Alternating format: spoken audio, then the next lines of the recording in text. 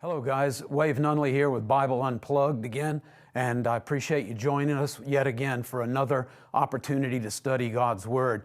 In our series on the giving of thanks, today we're going to give thanks for Galilee, a place where Jesus spent the majority of His life and the ministry period of that life. And so we're going to go directly from where we left off in our last couple of sessions, from down in Judea, in Jerusalem, 65 miles to the north, and we're going to focus on Nazareth and Lower Galilee, which you could see from the area around Nazareth. And so just to get us eased into the subject, we're going to pick up with a couple of Bible passages, one from the Hebrew Bible, another from the New Testament, in the book of Isaiah, as he's predicting the coming of the Messianic age and the Messianic figure.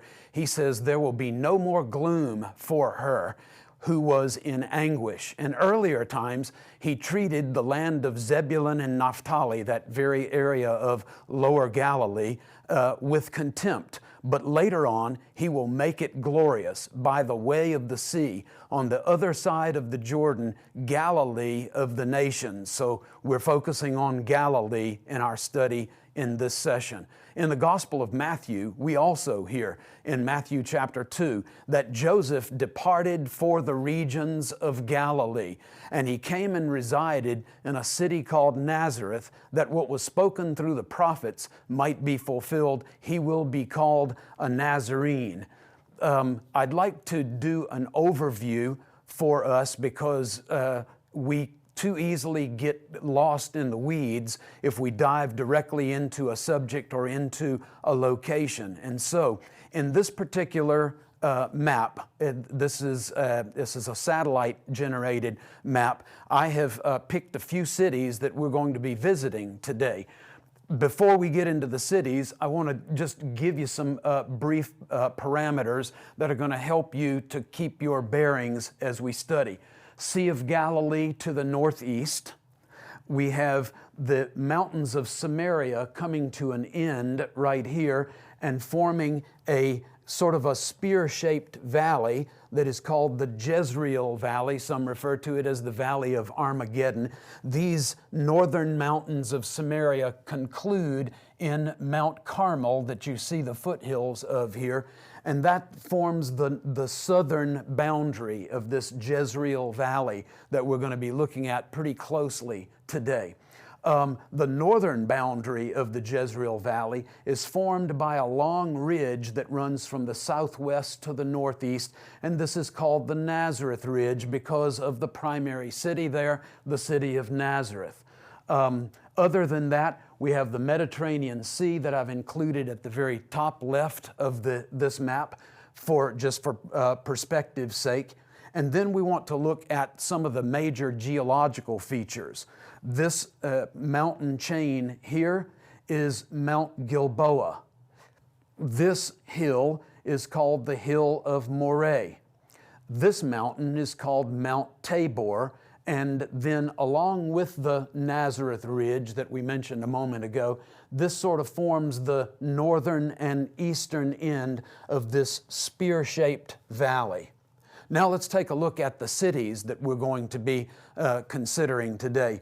At the very bottom, we have the city of Dothan, or Dothan, and that is the primary city of the Dothan Valley. The event that took place there that we remember most is when Joseph went looking for his brothers and was in that Dothan Valley thrown into a pit and eventually sold into slavery in Egypt. We continue on. We won't visit this city, but this is the city of Bethshan or Beit Shan, where the bodies of Saul and his sons, after they were killed by the Philistines, were exposed there on the wall of Beit Shan. Here we have a spring, and this is the spring where Gideon gathered his forces together and pared them down to 300. Here we have the city of Jezreel, where a number of biblical events take place that we'll talk about when we're viewing it on video. To the Further to the west is the city of Megiddo, which we will also not visit today, but where battles were fought there by Joshua, by Deborah and Barak, and even by King Josiah in the late kingdom period. Now, cities that we will visit. We will visit Jezreel. We will also visit in the area of the Hill of Moreh. On the south side, we will visit Shunem. We will also visit on the north side, Nain, Old Testament site, New Testament site. One that we won't get to visit today is Aindor, or we say Endor in English, where Saul consulted a spiritist who raised the spirit of the departed prophet Samuel. We're also going to be looking on the Nazareth Ridge at the city of Nazareth, and then we will continue northward to the city of Sephora, not mentioned in the Bible, and then to Herbetkana, a relatively recently identified site that is important for New Testament times. So here we go with our first video. We are down in the Jezreel Valley looking north. We're looking northward to the Nazareth Ridge. And here we come to that tall mountain on the edge of the Nazareth Ridge that is called Mount Tabor. Here, Deborah and Barak gathered their forces together to go and fight in the valley floor below, in the Jezreel Valley, against the forces of Jabin, Sisera, the Canaanites, in Judges chapters 4 and 5. You'll notice at the top of Mount Tabor, there's a large building. That building is called the Monastery of the Transfiguration, and according to legend, according to church tradition that goes back to at least the Crusader period, that's where Jesus was transfigured in Matthew chapter 17. Keep your eye on this particular peak right there on the Nazareth Ridge, because we're going to be looking at that from several different perspectives. This is the traditional peak that Jesus was taken to by the people of Nazareth, and they were attempting to push him off in a version of stoning that we hear about here it is again, that particular peak. It's called Mount Precipice, or in Hebrew, Har HaKfitzah, the place of jumping, because there's a tradition that Jesus jumped off to avoid execution.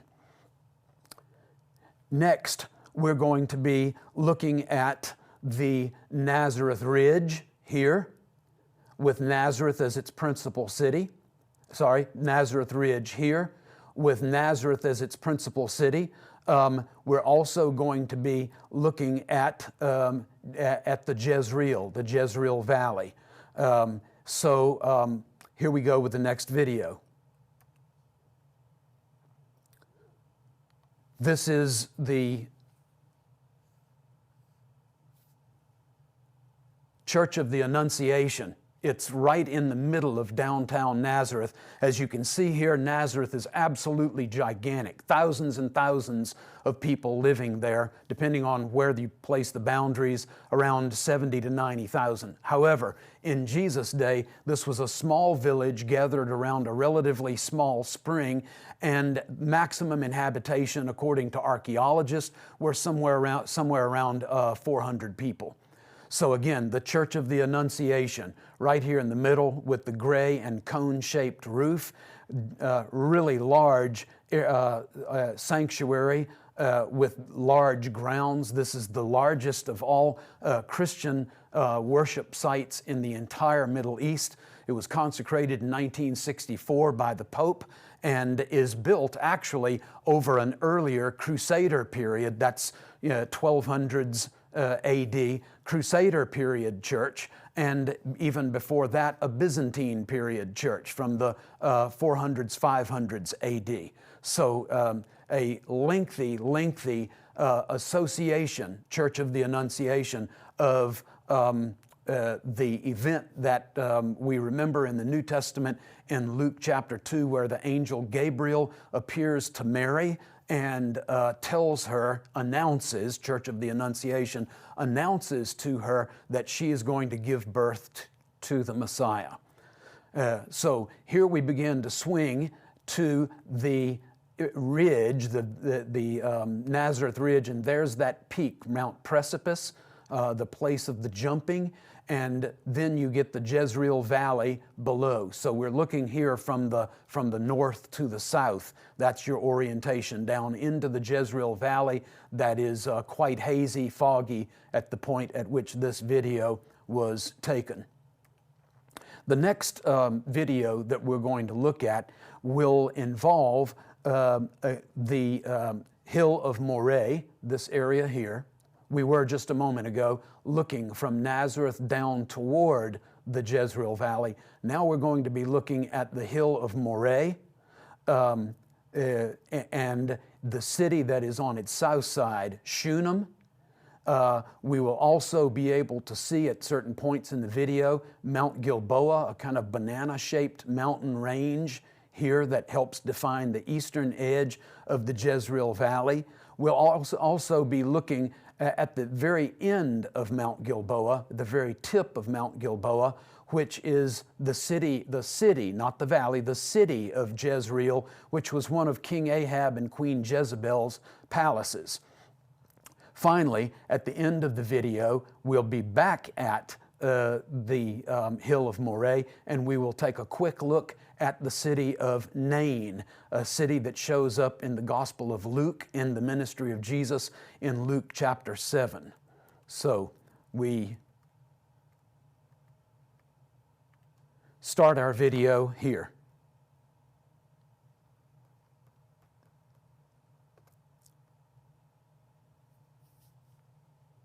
Jezreel Valley in the background. In the foreground, the beginning of the village today of, in Arabic, it's called Sulam. It reminds us of the name Shunem in the Old Testament, in the Hebrew Bible. So here you have various types of agriculture, mostly grains being grown on the valley floor, but around Shunem, Sulam, there are quite a number of olive trees that are still being cultivated in various parts of this Arab village. These are Arab Israelis. These are citizens of the land of Israel.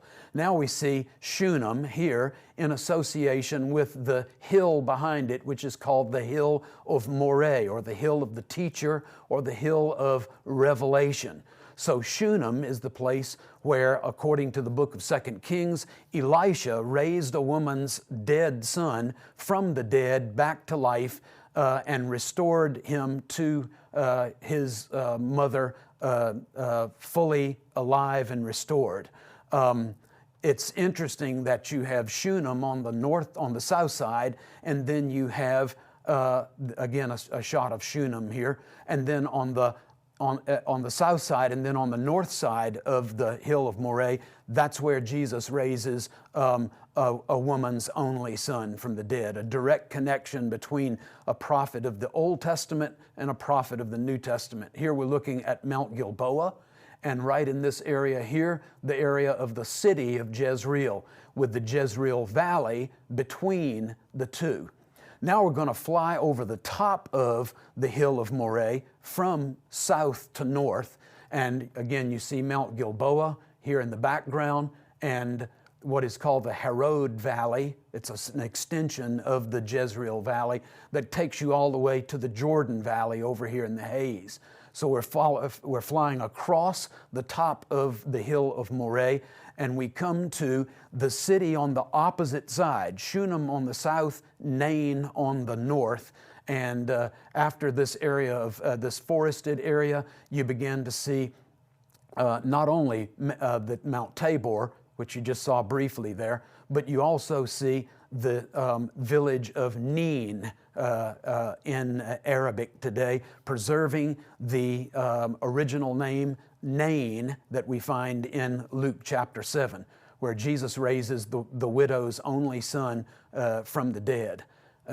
Beautiful story, only told by the Gospel of Luke, and interestingly, drawing that amazing connection between the raising of the dead on Mount Moreh, Hill of Moreh, by the prophet Elisha, and now the prophet Jesus of Nazareth, the prophet of Galilee, who raises the woman's son at Nain. The next video that we're going to look at is a more extended look at Nain, and we'll also look again at at the hill of Moreh and Mount Tabor.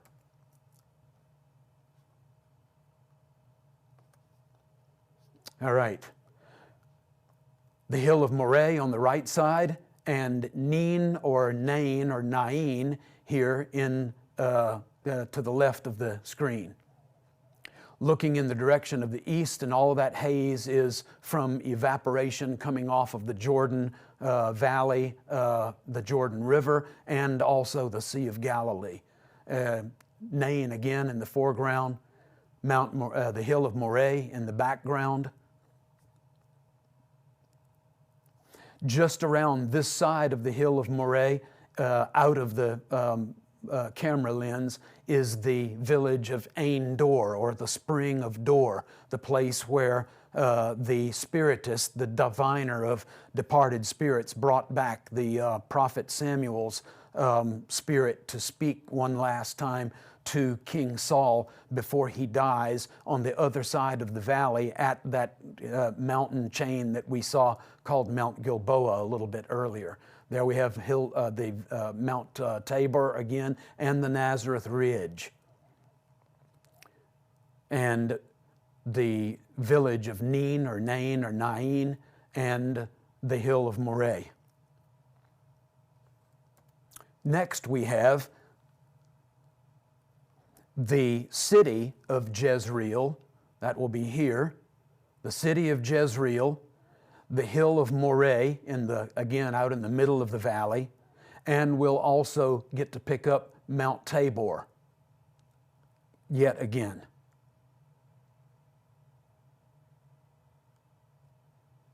We'll see also, along with Mount Gilboa, we'll see this thin valley that connects the Jordan, that runs north-south this way, that connects the Jordan to this larger Jezreel Valley that is shaped like the tip of a spear.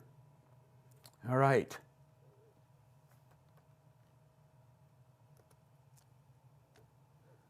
Lots and lots of wheat and barley being grown in the Jezreel Valley. Here is the city of Jezreel. Maybe wondering about the name Jezreel. It means God, will sow, as in sowing seed. We remember some major events that take place here at the city of Jezreel. You can see some of the excavations here in the foreground as well as in the background. This is a raised location, ideal for the establishment of a city because it makes defense easier. But we have events taking place in the city of Jezreel, like, for example, Elijah, who runs ahead of the chariot of King Ahab after rain comes at Mount Carmel. We also hear about Jezreel still in the foreground, the hill of Moreh off to our left, and now the tip of Mount Gilboa right here, and Gideon's Spring, or the Spring of Herod, right there on as you come around the curve in the hill. You also hear about taking place at Jezreel, that this is where Jezebel is thrown out of the window and killed. For what reason? This is the location of Naboth's vineyard, that was stolen from him, and he was illegally, inappropriately executed on a charge of blasphemy by Ahab and Jezebel, simply because they wanted his property. All of these events are taking place right here at the city of Jezreel, which is on the very southern edge of the valley of Jezreel. Same name for both the valley and the city. All right. The next thing that we're going to look at is Mount Gilboa, the Jezreel Valley, the hill of Moreh, the Nazareth Ridge, the Herod Valley, and Shunem.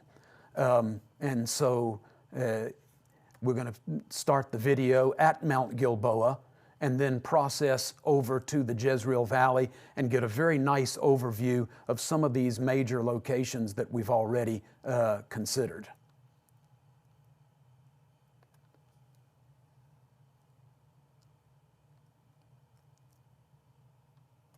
All right, the slope of Mount Gilboa, the Jezreel Valley. Actually, this part of it should be called the Herod Valley. And we have Mount Moreh coming up behind that. So Gilboa, the Herod Valley, then this is the hill of Moreh. In the back is the Nazareth Ridge. So Nazareth Ridge, hill of Moreh. This is Shunem right here that we studied before. You can see all the way to the Transjordan, the other side of the Jordan Valley, and the Golan Heights you can see from here. The Jezreel Valley or the Herod Valley, a close-up now of the hill of Moreh and the village of Sulam or Shunem in the Old Testament. This valley, the Herod Valley, was used by both Elijah and Elisha, going back and forth between the Jordan Valley to the east and Mount Carmel to the west, all the way over near the Mediterranean Sea.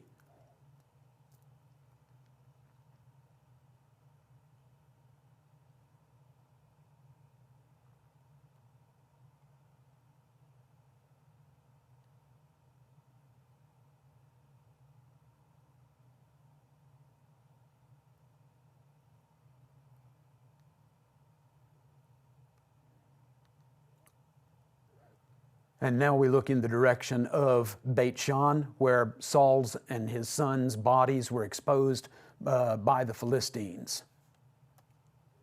Now I'd like to take our remaining time together to consider a number of locations that you have probably never heard of before. Don't feel alone, most Christians haven't. But when you spend much time in Israel, you learn these things and you begin to learn that despite the fact that they are not so well known, they have considerable importance for our understanding of our own Bible. So we're going to take a look first at Sephora, the city of Sephora. It's the regional capital of Herod the Great's middle son, Herod Antipas, who ruled Galilee in Jesus' day.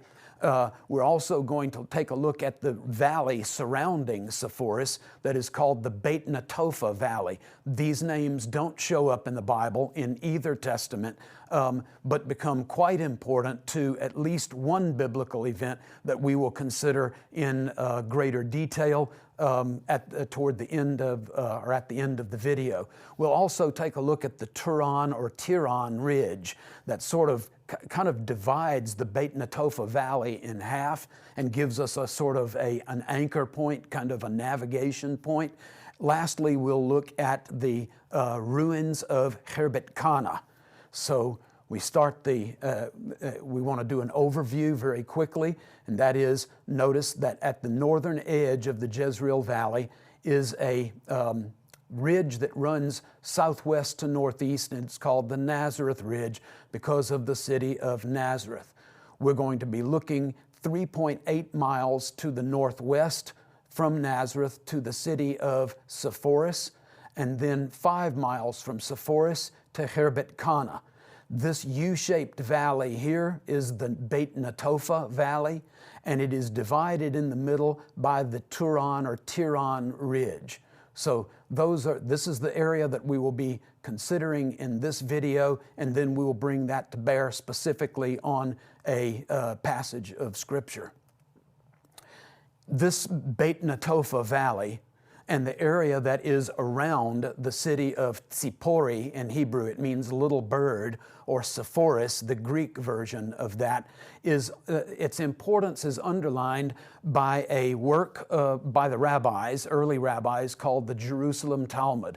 It reflects the rabbinic perspective on the culture, the religious expression, the people, and the land of Israel. in ancient times, going all the way back to the times of the New Testament. And in the Jerusalem Talmud, the rabbis say 16 miles in every direction from the city of Tzipori or Sepphoris is the real land of milk and honey. You remember that the Bible describes the land of Israel as a land that's zavat chalavu davash, a land flowing with milk and honey, and that's true of the entire land. But what the rabbis say is, if you want to really see the best of the best of the best, you've got to go to the Beit Netofa Valley. You've got to go to that rich, incredibly agriculturally productive area that we call the Beit Netofa Valley.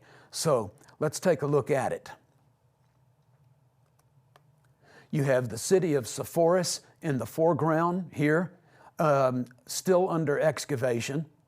You have the mountains that begin northern Galilee, an area that is never mentioned in the New Testament and that Jesus likely never visited, even though he was raised in lower Galilee and did most of his ministry there. Right? So these are excavations of the lower city. Those are archaeological squares.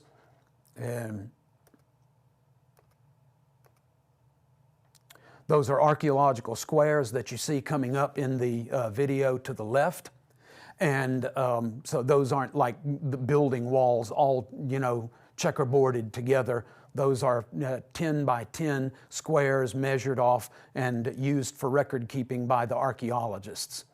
You have the Cardo, the main street running of a Roman city running north and south. You have the Dokomanos that runs east and west. And now we see the Beit Netofa Valley over behind the city of Sepphoris.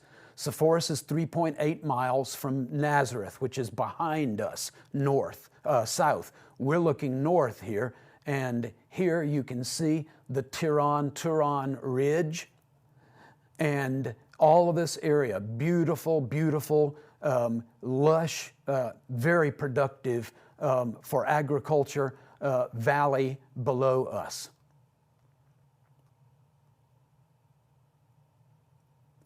We're migrating or navigating back toward the south now, and we're looking in the direction of Nazareth, here in this direction, and this is the Nazareth Ridge.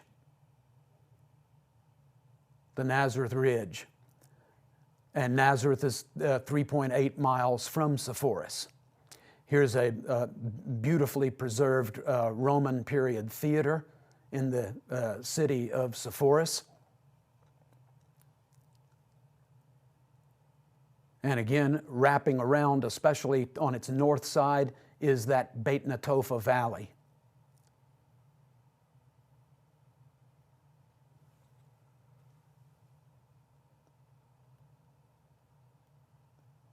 On the opposite side of Beit Netofa from the city of Sepphoris, if you'll follow this line of inhabitation over to a relatively bald spot right here, this is the ruin of Herbetkana. Herbet in Arabic means the ruin of, or the ruins of. Kana, Q-A-N-N-A, or Q-A-N-A, is preserving the name of a site that's actually mentioned in the Bible. And what I'd like to do here, notice that from Sepphoris to Herbetkana, 5 miles of the valley of Beit Netofa separating the two. From Sepphoris to Nazareth, 3.8 miles. A direct line from Nazareth to Kana is approximately 9 miles, or about a half a day's journey. From breakfast to lunch will get you there, almost. So I wanted to draw your attention to a passage that shows up in John chapter 2. By the way, this passage is only recorded by John, the gospel writer. And Jesus attends a wedding. So also does his mother and his disciples. And because of evidently the number of people who had been invited and maybe the lack of preparation, there was a lack of wine. And so Mary prevails upon Jesus, and Jesus here turns the water into wine, or I suppose if you're AG, turns the wine into water, but that's just a thing. In verse 9, when the head waiter tasted the water that had become wine, this miracle that Jesus had performed, he called to the bridegroom, the guy getting married, and he said to him, "Every man serves the good wine first, and when everybody has drunk freely, then he serves the poorer wine. But you have kept the good wine until now," meaning you've given the best of the best at the very end of the wedding feast. The very opposite of what normally takes place in the course of a wedding. Well, this steward of this festival and all of these people knew what good wine was. They had been born in and raised in and around this Beit Netofa Valley, the valley that the early rabbis declared to be the very essence of the land flowing with milk and honey. If you would, the Champagne district of France, or the Napa Valley in the United States, in California. This produces the best of the best of the best, and yet when Jesus turns water into wine, he has topped it all. So a clear indication of his identity as well as his miracle working power. It says in verse 11, this was the beginning of Jesus' signs. According to John, there were 7 major ones concluding in the resurrection of Jesus that we recently studied. This is the first. The resurrection is the last. This particular event takes place in the place that is the very best of the best. He didn't have to beat the worst wine. He beat the best wine. And it says that Jesus did this in Cana of Galilee. This is Herbetkana that we just looked at from 5 miles away as we hovered over the regional capital of Herod Antipas, Sephora or Tzipori, just another approximately 4 miles away from Jesus' hometown, the city of Nazareth. These are the kinds of things that we do as we study together with Bible Unplugged. It's all about revelation in context. It's all about the kind of context that informs our understanding, deepens our understanding, increases our appreciation for these points of revelation in God's Word. This is what we do on a regular basis. It's who we are. We want to thank you for taking your time to study with us. We want to thank you for your appreciation of the Bible in context. Now, as you allow these points of interest, these important overview videos that we're able to look at the sort of Jesus in the cheap seats looking down at some of the most incredible events in biblical history, they inform his faith. They form him in terms of his spiritual identity. I trust that as we've done that, it will do exactly the same thing for you. And may the Lord bless you as you go out and serve him and serve others in his name in the coming week. God richly bless you.